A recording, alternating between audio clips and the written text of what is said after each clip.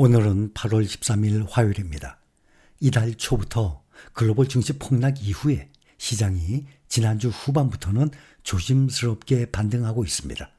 실적 기준으로 마이크로소프트와 알파벳, 아마존의 실적이 주가의 급격한 매도를 이끌었는데 반도체 회사 AMD와 대만의 TSMC의 실적은 여전히 수요가 강하다는 점을 보여주면서 시장이 다시 상승을 하고 있습니다. 그러나 8월과 9월은 역사적인 약세 구간으로 인해서 변동성이 조금 더 커질 수 있습니다. 오늘 다우지수 하락했습니다. 0.36% 하락했고 S&P 500 지수는 지난주와 똑같았습니다. 5344.16에서 5344.39로 2.3%가 아닌 0.23포인트가 조금 상승했습니다. 나스닥 지수는 0.21% 상승해서 16,780. 필라델피아 반도체가 가장 많이 올랐습니다. 0.73% 상승, 4,743입니다. 그러나 필라델피아 최고치 대비 아직도 20%나 떨어져 있는 상태입니다. 미국 경기 침체 우려가 본격화된 가운데 전망을 둘러싸고 의견이 분분하게 나오고 있습니다. 미국 경제가 침체를 향하고 있다는 목소리가 커지고 있지만 또 다른 한편에서는 과도한 우려라고 반박을 합니다. 지난주 롤러코스터를 탔던 미국 증시가 결국 강세장으로 마감을 하면서 숨을 돌렸음에도 투자자들은 여전히 마음을 놓지 못하고 있습니다. 당장 오늘 밤부터 연일 공개되는 PPI 생산자 물가지수, 또 내일 밤 CPI 소비자 물가지수, 소매 판매 등 주요 지표들에 따라서 또 한 번 시장이 출렁일 수 있다는 관측을 보이고 있습니다. 이들 지표는 경기 침체 징후는 물론 페드의 통화정책 향방을 읽을 수 있는 주요 힌트가 될 전망입니다. 또 투자자들은 오는 22일에서 24일 잭슨홀 연례 심포지엄에서 나올 제롬 파월 페드 의장의 발언도 주시하고 있습니다. 그동안 이 자리에서 내놓은 파월 의장의 발언들은 항상 시장을 뒤흔들어 왔었습니다. 미국 증시 변동성에 영향을 줄 수 있는 미국의 물가지표 발표에 투자자들의 시선이 쏠려 있습니다. 미국 노동부는 7월 생산자 물가지수 PPI를 우리나라 시간으로 오늘 밤 9시 30분, 또 7월 소비자 물가지수 CPI는 또 내일 밤 9시 30분에 발표를 합니다.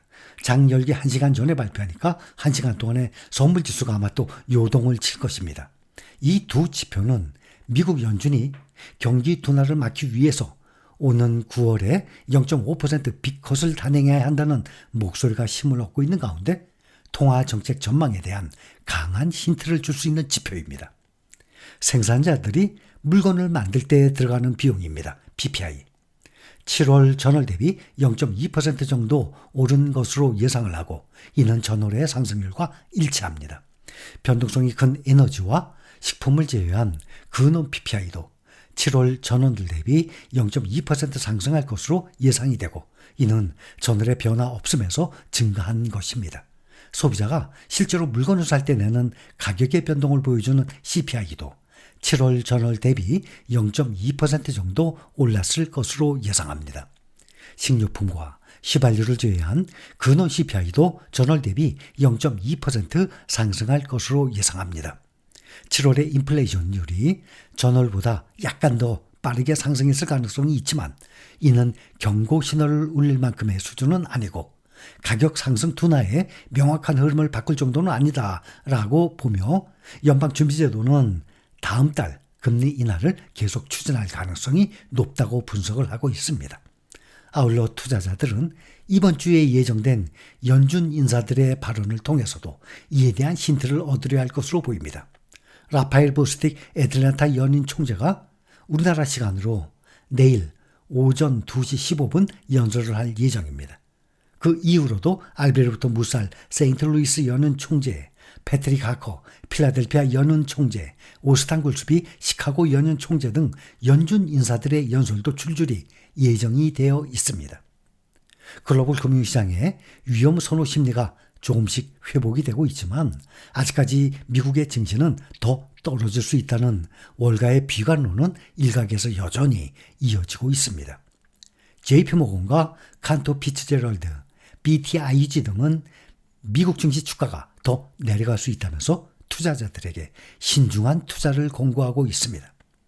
우선 칸토 피츠제럴드의 수석 증시 매크로 전략가인 에릭 존스턴은 우리는 증시가 계속해서 하방을 향할 것이라고 믿는다면서 그 과정에서 변동성도 상당히 증폭될 것이라고 말했습니다. 존스턴 분석가는 경기 둔화와 기업 실적 등의 부분에서 역풍이 예상된다고 주장합니다. BTIG의 기술적 분석가 조나단 크린스키도 투자자들에게 보낸 서한에서 대부분의 반등은 끝났을 수 있으며 우리는 반등을 포지션을 줄이기 위한 기회로 이용할 것이라면서 아직 우리는 저점에 닿지 않았다라고 분석을 합니다. 크린스키 분석가는 투자자들이 S&P 500 지수의 5,400 레벨에서 비중을 줄이고 이익을 실현할 것을 권고합니다. 오늘 현재 S&P 500 지수가 5,344입니다.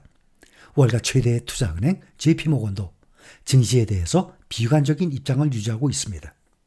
미슬라브 마테이가 JP모건 글로벌 주식 수석 전략가도 우리는 주식시장 여건에 대해서 여전히 우려하고 있다면서 시장은 여름이 지날수록 더욱 약화할 수 있다고 주장합니다.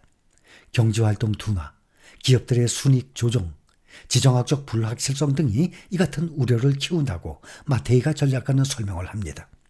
현재 월가 안팎에서 쏟아지고 있는 전문가들의 중론을 취합하면 현 시점에서 아직 미국 경제가 침체 상태에 접어들 위기는 아니라는 게 대체적입니다.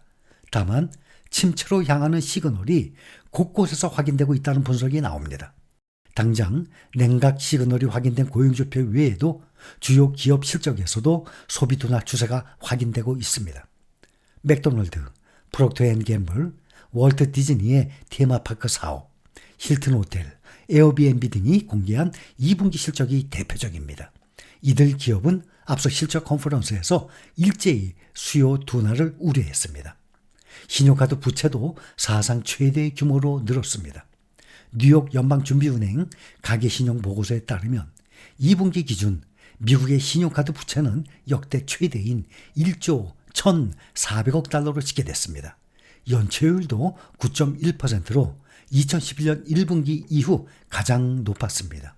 2008년 금융위기 당시만큼은 아니지만 미국인들의 소비 여력이 그만큼 줄어들고 가계 부담이 커졌음을 시사하는 것입니다. 또 여기에 정치적, 지정학적 리스크도 산재해 있습니다. 오는 11월 미국 대선에서 공화당 대선 후보인 도널드 트럼프 전 대통령이 당선될 경우 당장 고율 관세 정책 등으로 인플레이션이 심화할 것이라는 분석이 나옵니다. 또 이스라엘과 이란의 직접 충돌 등으로 중동발 에너지 가격이 뛸 수 있다는 점도 불안 요소입니다.